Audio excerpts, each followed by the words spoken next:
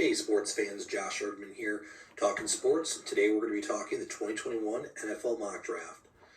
So first on the clock is going to be the Jacksonville Jaguars. This one's kind of set in stone. Obviously, they're going Trevor Lawrence, quarterback out of Clemson, one of the best quarterback prospects coming out of college we've seen in quite some time. My recollection can only think of Peyton Manning, Andrew Luck, Matt Ryan, but I would probably slot Trevor Lawrence in right there above Matt Ryan as far as the best prospects, at least in my lifetime, coming out at quarterback, the most important position in the game. I think one thing that we are overlooking with Trevor Lawrence is we've been getting so into all the potential trades and the madness that might take place as we get into the first round of this draft. This has been so set in stone. We're looking at all these other quarterbacks, all these other skill players, and we're kind of forgetting about, we're going to see Trevor Lawrence's first year in the NFL and how impactful that might be.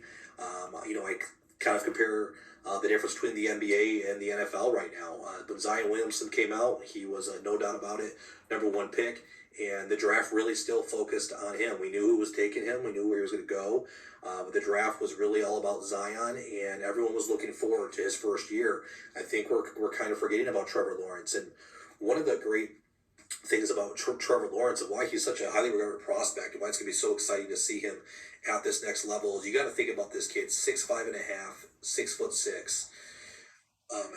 Your typical quarterbacks, as I mentioned, Peyton Manning, 6'5", Andrew Luck, 6'4". So many of the game's best today are going to be more in that 6'2", 6'3" range.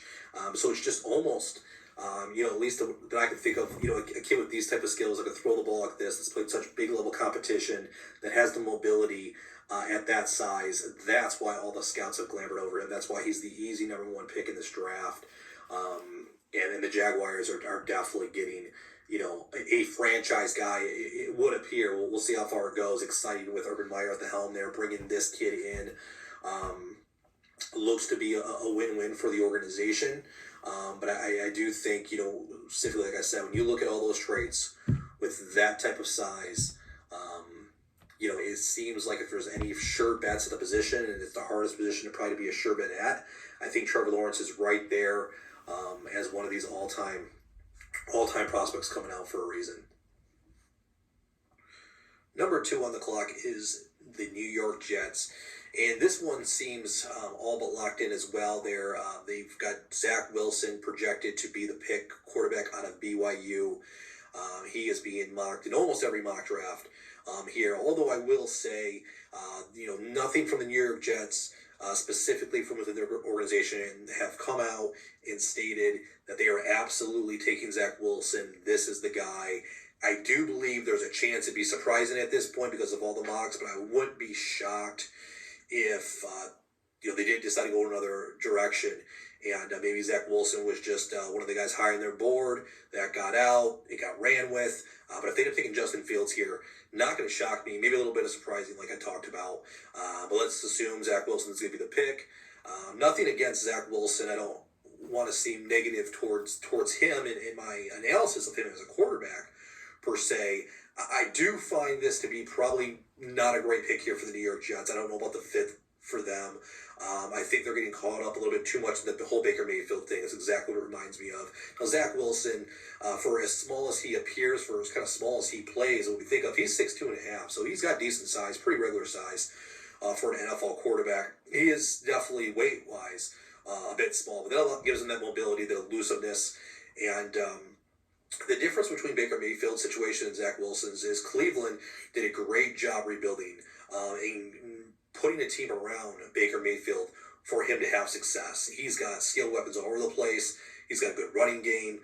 He's even got a good defense. So Baker Mayfield has been put in a position to thrive. Zach Wilson is not going to have that in New York Jets. He might have that 2-3 seasons down the road. He's certainly not going to have it next season. They're in a complete rebuild, and they need help all over the place. You've got to address quarterback, so definitely understand that. If they go anywhere else here, it's the wrong move. You've got to get good at the quarterback position. So that's where they're going to go.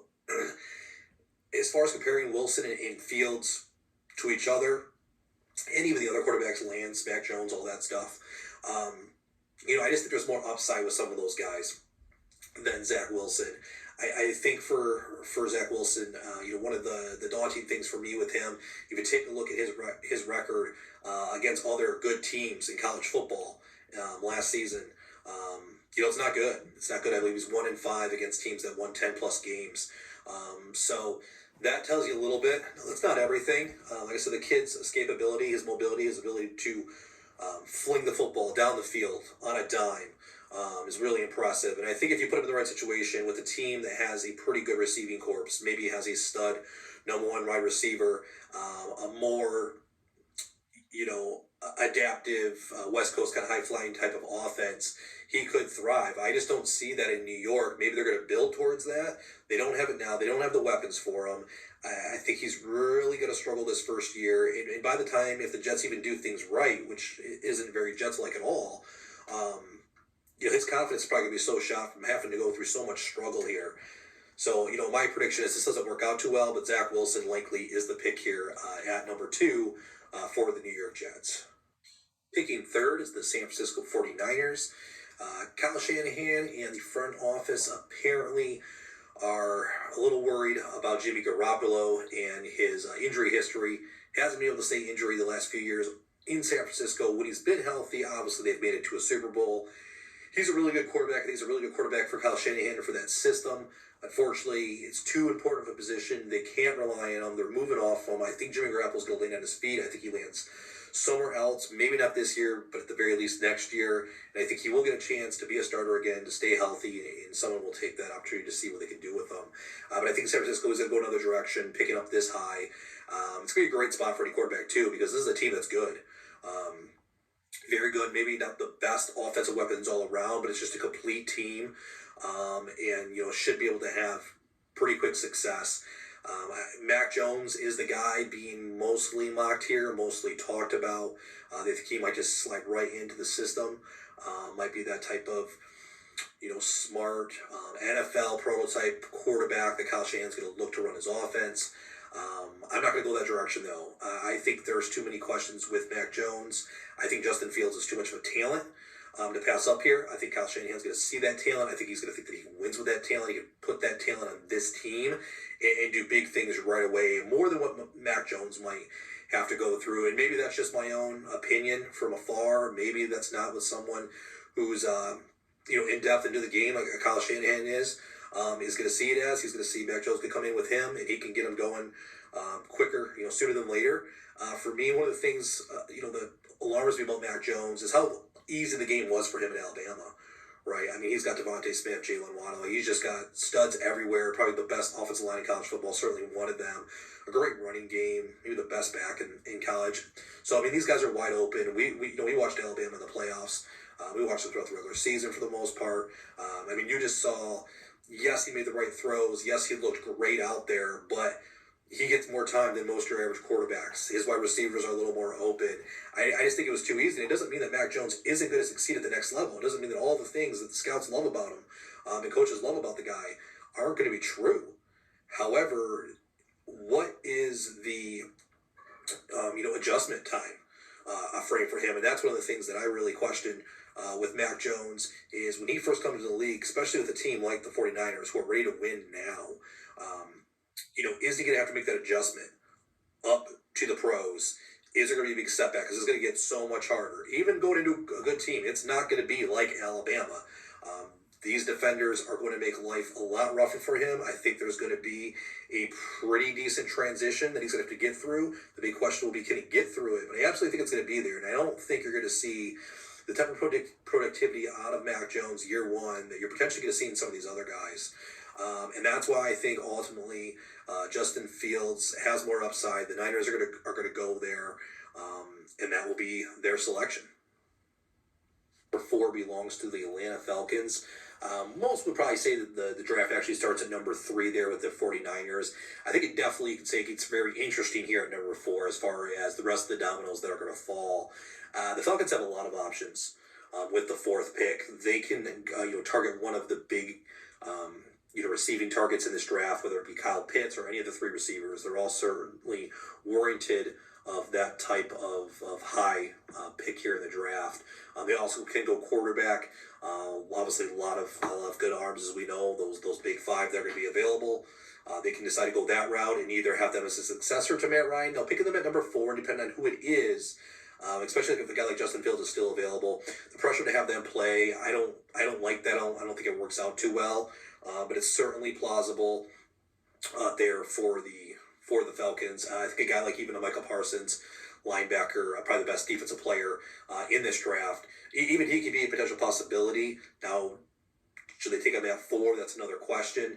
I actually have the Falcons trading out of the 4th pick, which is what I think they should do. I think they can go back in the draft.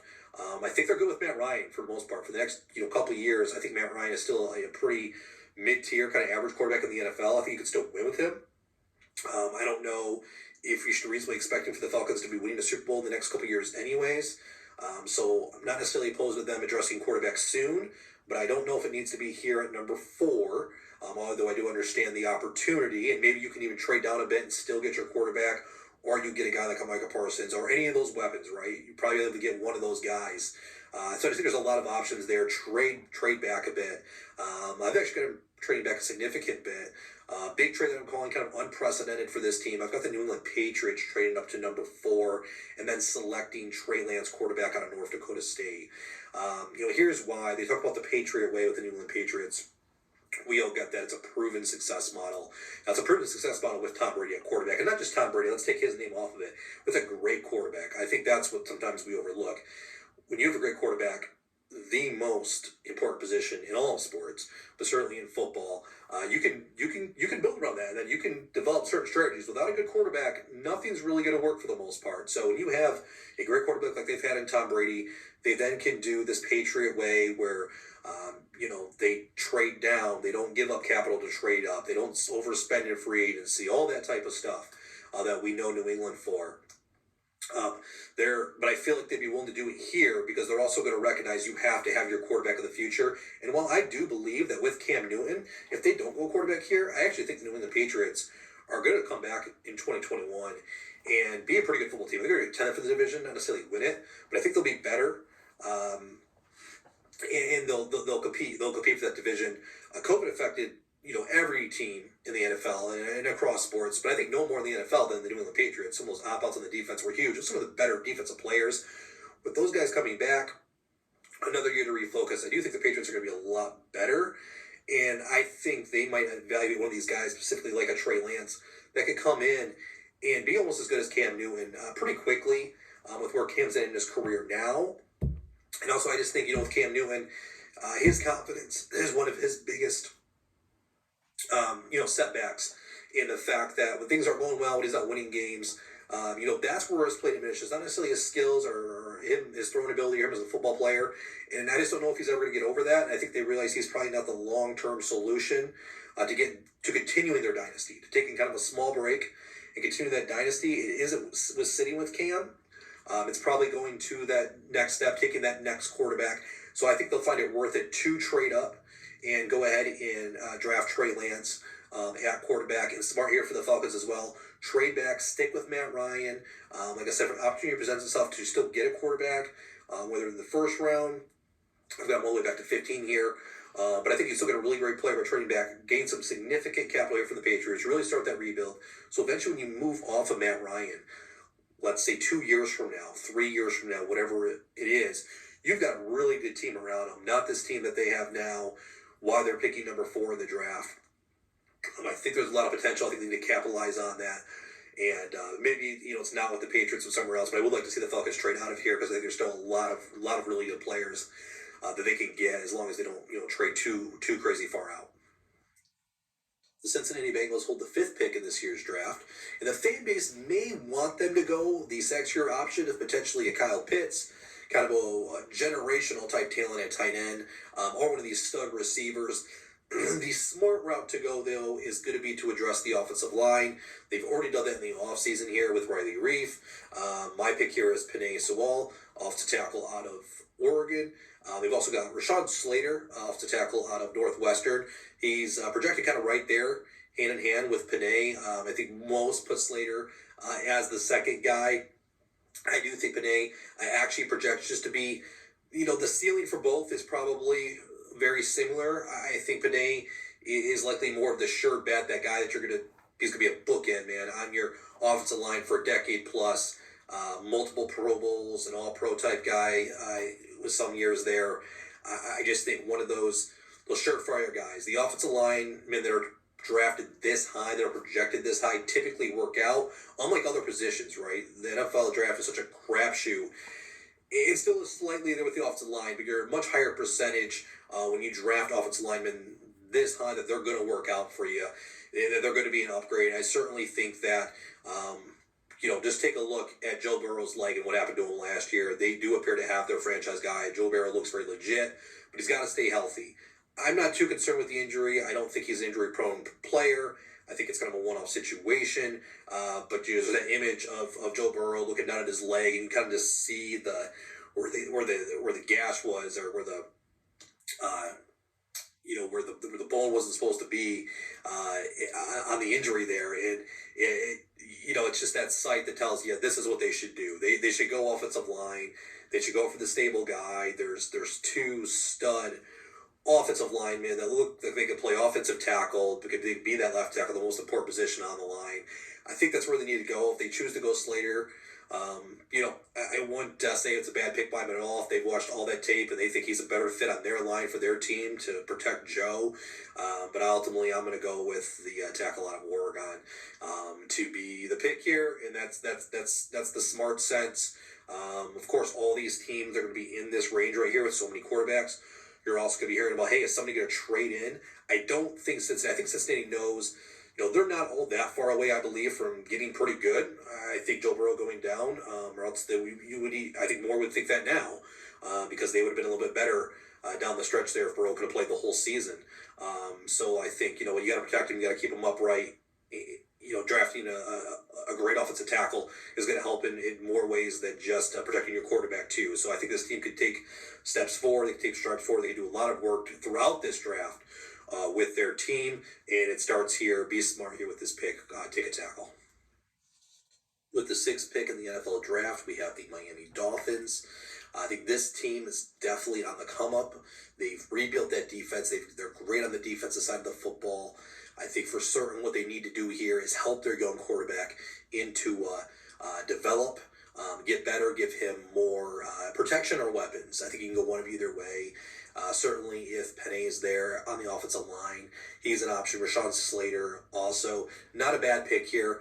I do think with the weapons that are available, that's more where they should look.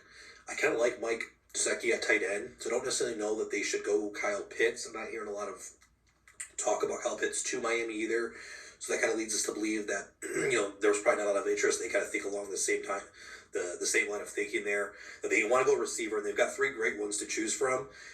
My pick here is Devontae Smith out of Alabama. I think personally he's the best out of the class, the best of those 3, the best out of everybody. Now I can certainly understand why you might pick a guy like a Jalen Waddle, or why you might pick a guy like a Jamar Chase first. Not necessarily over anyone else. I think both of those guys do project to potentially, if you were scarce at the wide receiver position, if you wanted to try to hit that home run with the one guy who might be able to come in and do it all from a physical standpoint, from a route standpoint, and just completely change your receiving corps, maybe you go there. I think the nice thing about Miami is they've already got Devontae Parker. They just brought in Will Fuller. So I think it's a pretty good duo. They don't really have a true number 1 between those two. Maybe one of these 3 guys could end up being that, and I think Devontae Smith has that capability. But also I think just adding him to that trio just because of, I think, how he projects. He's been seeing some of the best corners throughout the SEC at his time at Alabama. And at his time, in the playoffs. We saw what he did to Ohio State specifically. He just made those guys look like fools out there. I think he's maybe the best route runner in college football that there was last year. He's also got the height there. I know the size. I was talking about the 166. He's a little light, but that allows him to move how he moves. And he's 6'1". Some reports have him, or some measurements have him. So he does appear to be the tallest receiver of the big 3. So he's got that ability to go up and get the football. extreme, football IQ. Seems like he's really good at high pointing the ball, running great routes, creating separation. Just seems, we talked about, Mac Jones and how easy it looked for him. I mean, just because so many times, how open was Devontae Smith going against some of the best corners, in the game that he had to throw the ball to. So I think he's just the type of guy that has true number one potential. And I think with coming into the talent that's already there in Miami, they can make a huge impact. He can make a huge impact on that roster. He can make a huge impact for his quarterback in Tua. So my pick here is going to be Devontae Smith for the Miami Dolphins. Holding the number 7 pick in the 2021 NFL Draft is the Detroit Lions. Now, man, does it feel like they could go any number of ways here. Speculation even that they could go quarterback. Obviously, the big-name quarterbacks are there, and probably at least one or two of them still going to be available here at 7. So you could definitely see the Lions potentially go that way. Now, I don't think that they do. Just as part of trading for Matthew Stafford. Matthew Stafford was still a major commodity, and they got back several things, including Jared Goff, for Matthew Stafford. So I think Jared Goff was a big piece of why they made that trade. So I certainly think they're at least going to give Jared Goff a year as their guy to see where he goes, and I feel like they're going to try to build around him, and they'll probably play it year by year while they can with him, kind of realizing, okay, maybe what those last couple years in LA is kind of who Jared Goff is, and it's not necessarily going to work, but we kind of need to move off Stafford so we can jumpstart our future towards maybe one day the Lions getting to a Super Bowl, getting to an NFC Championship game even, but you got to start somewhere. But I don't believe that they're getting off Goff here. I don't think they're going to quarterback yet. They likely very well may, if they stay put, go ahead and grab Jared Goff, one of these big weapons. Kyle Pitts would be very attractive, of course, and then any of the stud receivers do make a lot of sense here for Detroit. I think Detroit's got a lot of work to do, so I'm actually projecting another trade in my mock here. Like I said, I think it's going to be trade heavy, and for this trade, I am projecting that to be with the Washington football team. Almost said Redskins, but the Washington football team. And I'll stick with Detroit for a little bit. I just think it's smart for them. Going with one of the receivers here isn't a bad move by any means, or even the tight end Kyle Pitts, but I think they could still probably potentially get one of those players, get a very good player, trading back. I mean, that is a little ways back there to 19, but they're still going to have a first-round pick, and I think that I think they can get a pretty nice haul for that big of a jump. I think the Redskins are certainly a team that's in need of a quarterback. I think they're going to be very actively trying to move up. I think once, if you've been following along, my first 4 picks are 4 quarterbacks. So really only one of the big 5 is there. I know there were a couple other quarterbacks behind those big 5 too that are pretty decent names as well that eventually I'll get to. But I think with those big 5 that are highly projected to be these top 10 type of guys, I think at 5 and 6 with Cincinnati and Miami that they're probably standing pat. That you might not have to make a big move, but I think certainly because Detroit has the potential to take a quarterback, and then even as you keep going, certainly once you get to 9, you're going to get to the Broncos. So I think teams are going to be trying to move up, Redskins being one of them, Bears possibly being one of them. I'm going to say it's the Redskins. They make the bold move, and the pick is Mac Jones. So he's that 5th quarterback of those big 5 that has not been taken yet. I've talked about Mac Jones a little bit already. I think he had it too good, probably at Alabama. Not saying he can't be good, but I'm a little worried that right off the bat, he's going to be able to come in and not have just a big transition, a big learning curve. Now, I think he can handle a learning curve, but it's still going to be one. It's still going to be there, and it's going to be a rough 2021. The Redskins are a team that are doing some good things. Chase Young was obviously a home run pick. I think defensively they're making some big strides. Offensively, they're doing okay, trending upwards. Now, but I don't know if it's going to look like that if they take Mac Jones here, possibly if they take any quarterback here in this draft, which they probably should do. But I still think it could be a little rough, at least for 2021. Now, they were competitive last year, even without the best quarterback play around. So I do think there's some potential here, but I think they're going to look for the future. I think they really are going to think we got to get a quarterback in this draft. Once those first 4 guys are off, I think they're going to get really aggressive to be able to move up. And I think the Lions are the first team that might be willing to part ways with their top 10 draft pick, and I see the football team doing that and moving up and taking Mac Jones, because at least he does have all those intangibles that has him ranked so high, and that has had him able to win a national championship and compete at such a high level. But I think that learning curve can be a little steep. We'll see how it plays out. Ultimately, I think it's a good move for the Lions. I think it's a logical move for the football team. I don't know if it ends up being a good one, but I think it is a logical move at the very least. Picking at number 8 is the Carolina Panthers. This one seems a little bit more straightforward. They really put some assets into the defensive side of the ball through last year's draft. And so I do believe that they're going to go offense. They're kind of in the same situation there as Detroit, where they've got a younger quarterback who seems to have not worked in his first stop, flamed out a little bit. So they acquired Sam Darnold. I still actually have a lot of faith in Sam Darnold. I don't necessarily guaranteeing that he's going to be some elite franchise quarterback, but I do think there's the potential for him to have a good starting NFL career. And I'm glad that Carolina's given him the shot. And so what I think they've got to do is they've got to go to the offensive side here and either acquire him a weapon, so they could go one of these receivers, Kyle Pitts, or give him some protection, which is what I'm going to mock that they do. Rashawn Slater, offensive tackle out of Northwestern. Makes a whole lot of sense here. Offensive tackle, it's the most important position on the line. Panthers, it's a need for them.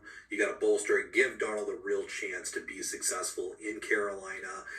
Once again, no surprise here at all if they take one of the receivers and they just decide, hey, they don't really have a true number one. They got to take that pick to do so. Give Darnold another weapon. Or even trade out, too, because that's another one of those spots where teams are looking like they might trade in to try to get ahead of specifically Denver. Or even Denver. Heck, who knows? Crazy things happen in the draft. We see a team move up one spot just to kind of ensure no one else can, and they have to give up very little, so maybe they just swap picks, and Denver gives them, some other later round pick just to make that happen if they're not getting any other crazy offers. I think Carolina really needs to do something, though, whether it be one of these weapons or offensive lineman. I don't think they should trade out of the 8th spot, unless the value was right. Sure, could be an option, but I think Rashawn Slater is a really solid pick here and pretty straightforward for them. Drafting at number 9 is the Denver Broncos. Now, this feels like a draft where the Denver Broncos are going to come in with a quarterback, specifically like a Trey Lance or a Justin Fields. However, in this spot, I don't have any of those top 5, specifically those 2 available. So I do believe that is going to cause Denver to revert in another direction. Now, that being said, I am also not completely over Drew Lock as a starter in this league. I don't think the days of the Broncos organization thinking that he might become an elite quarterback in this league. I think those are probably over. However, could he be around that back end 20th to 30th ranked NFL starting quarterback? That doesn't seem great. Doesn't sound sexy. But that's still really tough to do. To be that. Highly skilled and one of the best in the world. I think Drew Lock can be that. I think he can be a guy who, deserves to be a starter in this league. Now, however, he's going to be on a short leash going forward, and if they have a chance to draft a quarterback here, that's going to have one of these high grades on them. I think Denver does it. I'm not having any of those guys available, so I'm going to mock that does not happen here. And the Denver Broncos have to look elsewhere. I'm going to have them go Micah Parsons, inside linebacker, is at least what he'll play for the Broncos, who that is an area of need for them, and that really could shore up and potentially create a really great linebacking core for them, and maybe be an area of strength on their team. I think they're pretty solid around the rest of the offense. Of course, they drafted Jerry Jeudy. He started to make strides as wide receiver at the end of the season for them. So I don't think they go with one of the other big receivers or anything like that. I think they're in a pretty good position there from the offensive side of the ball. Of course, like I said, you want to get better at quarterback, but you'll see what you got with Drew Lock if that's where you're at. And then defensively, a couple different places you could go, but I think Micah Parsons is he's a top 10 talent. He deserves to go in the top 10. I think he's not a generational pick by any means, but he is a great prospect coming out of college. I think he'll make a big impact on the game, shores up a hole that lies there in that Broncos defense, and I think it's just the smart pick for them. especially if these quarterbacks are gone. Some opportunity for the Broncos to trade, further back and maybe take one of these other linebackers too. There are some other really good linebackers that are going to be available towards the later end of the first round, even into the second. But ultimately, I think Micah Parsons is the best defensive player in the draft, and he ended up could be coming, the almost the equal to Von Miller on the same team and be around long after Von Miller is gone. So even his replacement as well. So the pick makes sense. There for Denver. Be very interested to see if quarterback is available though at 9, or if Denver gets super aggressive and goes up. They'll tell us a little bit more about their thoughts on Drew Lock, but I'm going to say that they're okay with the Lock for at least another year, and they'll take the best defensive player here available. The top 10 is the Dallas Cowboys. For any of you that know me, I'm a huge Cowboys fan. They're America's team. They're my team. These are kind of my thoughts on what they should do in this year's draft. So I've actually been saying this to my buddies, I would love if the Cowboys could find a way to get Kyle Pitts and Greg Newsome. And here at the number 10 spot, based upon my mock, they've actually got the opportunity here to get Kyle Pitts, and then they potentially could trade up into the back end of the first round and maybe take a guy like Greg Newsome, not being realistic here, of a great corner that potentially could be available. So I would love if that played out that way. I'm going a little bit more logically what I think the Cowboys will do. I think the Cowboys understand offensively. They stay healthy. They've got enough in place to get them to the upper echelon of the NFC. They don't need to go offense here. They probably need to address the defense. That's the bigger concern, question mark, whatever you want to call it. There's certainly some good pieces. They lost Xavier Woods in the offseason here back at corner. So I'm looking for a guy to go opposite of Trayvon Diggs. And here at the 10th spot, and corner just seems to always be an issue with the Cowboys. So I am mocking to them. I'm going to go with the Alabama quarterback, Patrick Surtain. I think he's the best cornerback of the bunch. I really like the quarterbacks. I think there's, 4 legit first-rounders, 4 guys that I think really could be staples, bookends to a secondary and, be long-time starters and productive guys. And I think Patrick Surtain's the number 1 out of those guys, of those prospects that I like. And so I would just love if the Cowboys could get him. But I would also love, a few of these other quarterbacks as well. I think I'd be a little diminished if somehow the draft plays out where like Surtain's not available at 10 and we have to take, a Horn or another corner. I think Greg Newsome is really good, like I said, but I don't know if number 10 is quite the value there when you probably could trade back and still get him. And in my example, I wish we could almost trade up if we do something else here at 10. So part of me, if this plays out kind of like how I think that it will, or I'm mocking that it will, I'm probably going to be saying let's draft Kyle Pitts, even though knowing really defensively that's the smarter choice here is probably just to go cornerback, get one of these top guys. I'm going to hope they go Patrick Surtain if they do that. I think he's the best of the bunch, like I mentioned. I'm not going to be too comfortable with Anthony Brown and Jordan Lewis being my options to kind of play opposite of Trayvon Diggs next year. So that's where I think Dallas should go.